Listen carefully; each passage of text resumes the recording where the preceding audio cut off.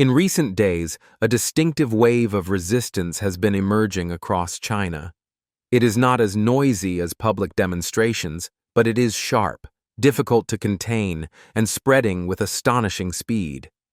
Words, banners, and slogans against the communist regime, hung under the cover of night, hastily scrawled on walls, pasted on utility poles, or projected with high-powered lights, have formed a scattered yet unified mosaic, signaling a growing awakening among the people. It has been called a war of slogans, where even a single scrap of paper or a crude scribble can instill more fear in the security apparatus than an open gathering ever could. Just 2 days after the CCP's fourth plenary session concluded on October 23rd, 2 large banners suddenly appeared in Beijing's Sanlian district. On them, bold ink proclaimed, "The essence of the Communist Party is an anti-human cult, bound to bring endless disaster to China.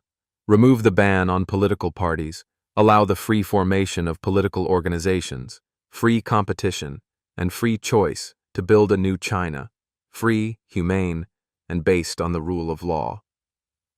Security forces quickly tore the banners down, but not before images spread abroad through social media.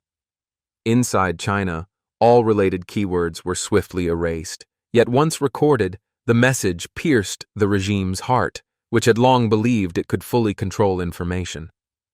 Earlier, on October 9th, a social media user posted a photo from a public restroom bearing a scathing line aimed at state media. "You don't report when ordinary people are killed. You don't report when officials are killed. You didn't report when Li Keqiang was killed. So if we kill Xi Jinping's family, will you report it?" The bitter words, described as a slap to the face, revealed outrage that had surpassed fear. That same day, another restroom slogan appeared in both Chinese and English. "Boycott classes, strike, overthrow the dictator and traitor Xi Jinping." These were not random scribbles, but signs of a tacit consensus. An entire generation no longer wished to remain silent. Nor did it stop there. At the end of August, utility poles in Shijiazhuang bore the words, "The CCP is not China. The CCP is not the Chinese people. The CCP does not represent the people, nor does it represent their interests." These were among the most direct slogans, slicing through decades of propaganda equating love for the party with love for the nation, opposition to the party with treason. Though short-lived before erasure, the words were a knife severing that false unity. 2 days later, in Chongqing, giant characters were projected onto a university building. "Overthrow the CCP. End slavery. We want freedom." The light display lasted nearly an hour before police cut the power, but it was long enough for thousands to witness, record, and spread online. It was no longer an isolated act, but a light protest, a creative tactic to evade surveillance cameras and secret police. Before the September 3rd military parade, Beijing's public restrooms again became canvases for defiance. In red paint, messages read, "China needs democracy and the rule of law. Down with the dictator." This time, authorities were forced into the bizarre measure of toilet management. QR code scans to enter, and supervisors stationed in districts including Dongcheng, Xicheng, Chaoyang, Haidian, and Fangshan. What seemed unthinkable, police controlling bathroom doors, became reality, just to stop spray-painted words. For many, it showed that the fear of slogans now outweighed the fear of crowds. Beyond the capital, the trend spread. In Liaoning, pro-democracy banners appeared on residential walls, swiftly removed both in reality and online. In Hebei and Xiamen, small posters reading, "The CCP does not represent the people. The CCP is a cult," were pasted on poles and fences. Even as scraps of paper, the words carried shock, proving the movement's geographic reach was no longer confined to a few major cities. Scholars note that this year's slogan movement is tied to economic crisis and collapsing incomes. With no official channel to vent grievances, frustrations have turned into symbolic acts. A commentator under the pen name Yuan observed, "This has already become a trend. People are monitored when posting online, but if they paste a flyer on a pole or spray paint in a restroom, they avoid cameras and are hard to trace.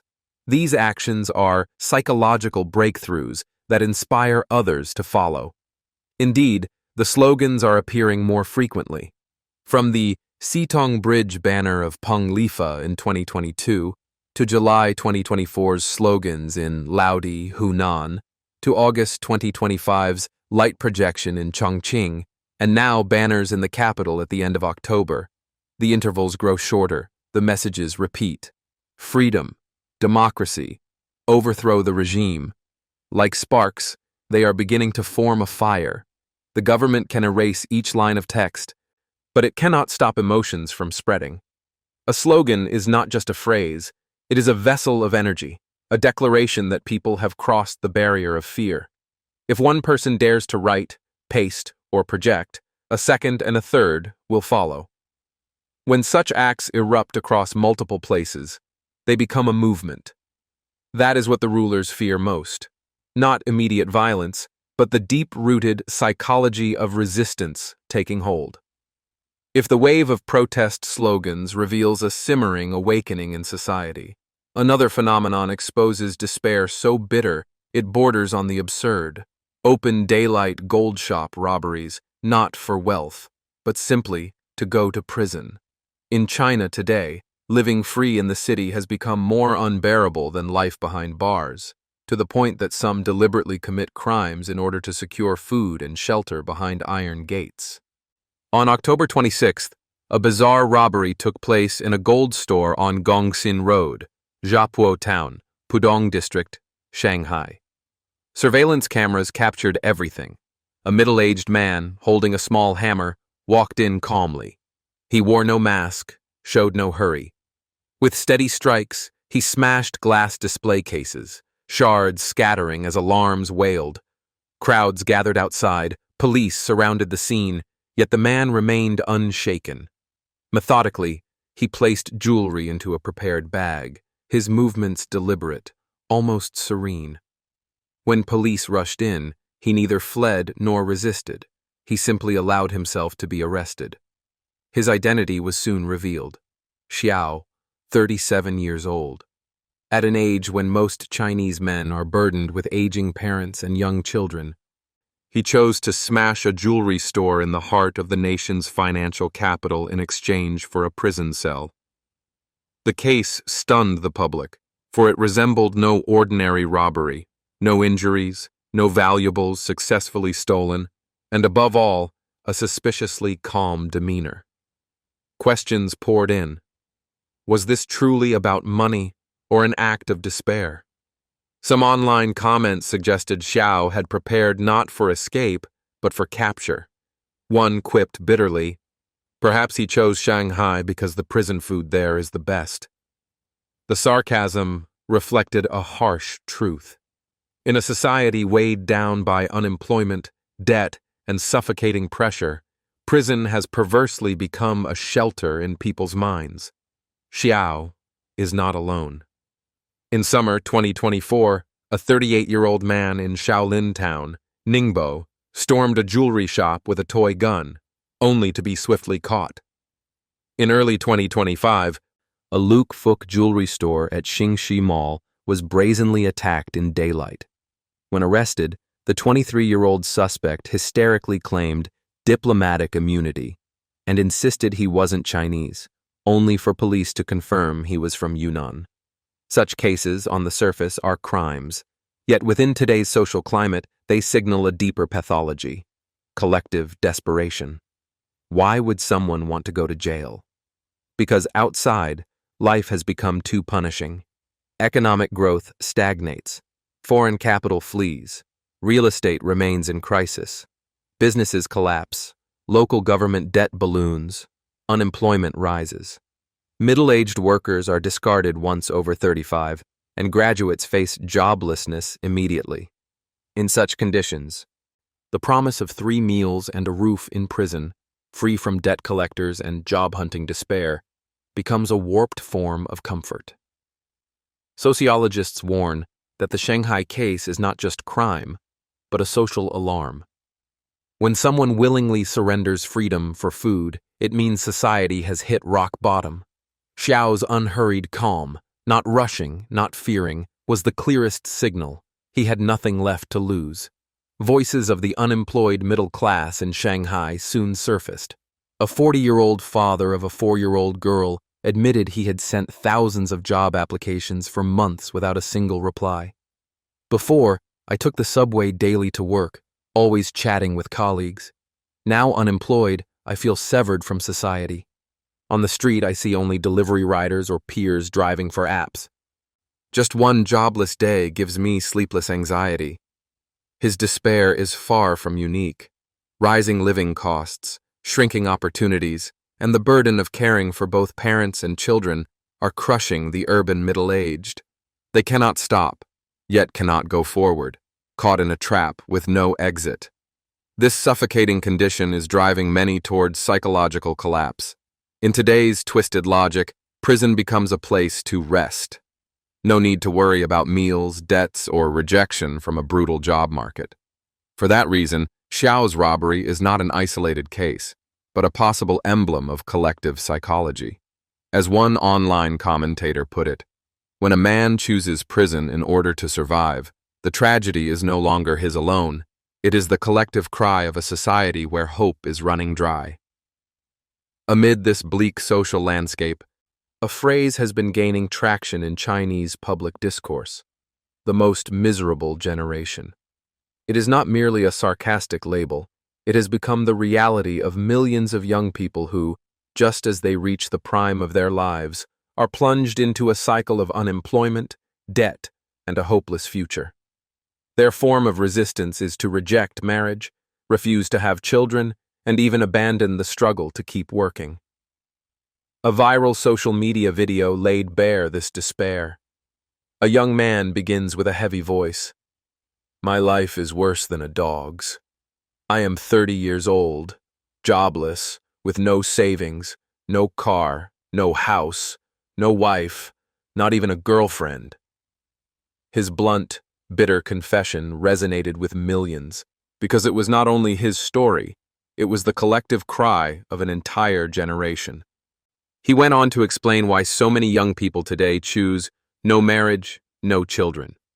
In an economy where finding any job is already difficult, and meager wages barely cover survival, supporting a family, caring for parents, and paying off housing and car loans becomes impossible. If those in power have turned the people into beasts of burden to be worked to death, then our greatest resistance is to refuse to create more beasts of burden, he declared. The imagery of beasts of burden highlighted a grim reality. For many, children are no longer hope, but hereditary burdens. A child is born not only into worries of food and clothing, but also into inherited debts, the pressures of education, and the injustices imposed by society. The man in the video emphasized, "If you don't have money, don't have children." That's not bringing a human into the world. That's birthing another pack animal destined for exhaustion. This confession reflects a painful truth. The dream that children can change one's fate has collapsed. Rigid social stratification and a widening wealth gap have rendered the efforts of ordinary workers meaningless. With the doors of social mobility closed, young people realize that having children means only passing down burdens, not hope. Recent statistics reveal alarming levels of youth debt in China. Those born after 2000 carry an average debt of more than 120,000 yuan, about 17,000 USD. The post-1990 generation owes even more, around 200,000 yuan, 28,000 USD. With monthly incomes typically only 5,000 to 6,000 yuan, many could face bankruptcy within 2 years if a major debt comes due. In practice, most of their income flows directly to banks for loan repayments, leaving almost nothing for daily expenses or savings. One young woman lamented that she suffers from 5 chronic illnesses. None are immediately life-threatening, but they drain her health and spirit daily. Still, She must work to repay loans for her home and car. Every month when repayment day comes, it feels like a whip across my back, she said. I don't even dare enjoy a proper meal, afraid I won't have enough left for the bank. Another man described his apartment in Wuhan, which he had been paying for 4 years but still had not received.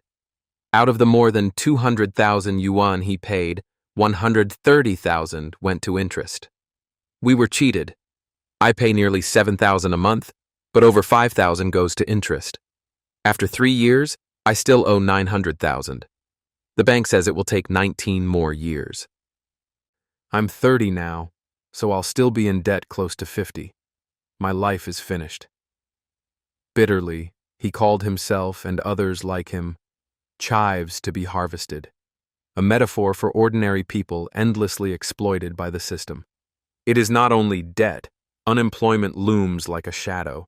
The post-80s and post-90s generations were raised to believe that studying hard, following the rules, and securing stable jobs would guarantee a future. But as they enter middle age, they are replaced by machines, laid off once past 35, and suddenly realize the social promises they were taught have all collapsed. One man sighed, "We are just cogs in the machine. When no longer needed, a cog is nothing but scrap metal." The post-2000 generation faces an even harsher reality. Nearly half of graduates are unemployed immediately. Those lucky enough to find jobs endure endless exams and certifications, yet salaries stagnate. An older worker remarked, "These kids are not lazy. The ladder to survival has simply been raised too high. No matter how they climb, they cannot reach." In that viral video, the final words summed up the shared despair. We have no throne to pass on to the next generation. So why maintain the bloodline? That's a game for the rich and powerful, not for us. If a child is born only to inherit debt, then not giving birth is an act of mercy. Joblessness, crushing debt, stalled marriages, and childbearing turned into a luxury. Together they form the portrait of an abandoned generation. They do not smash gold shops like desperate robbers, nor hang banners like silent protesters, but their choice, to lie flat, to reject marriage, to refuse children, is itself the most powerful form of resistance. It is a quiet withdrawal, but a dangerous one. For when a generation loses faith in the future, the entire society stands at the edge of an abyss.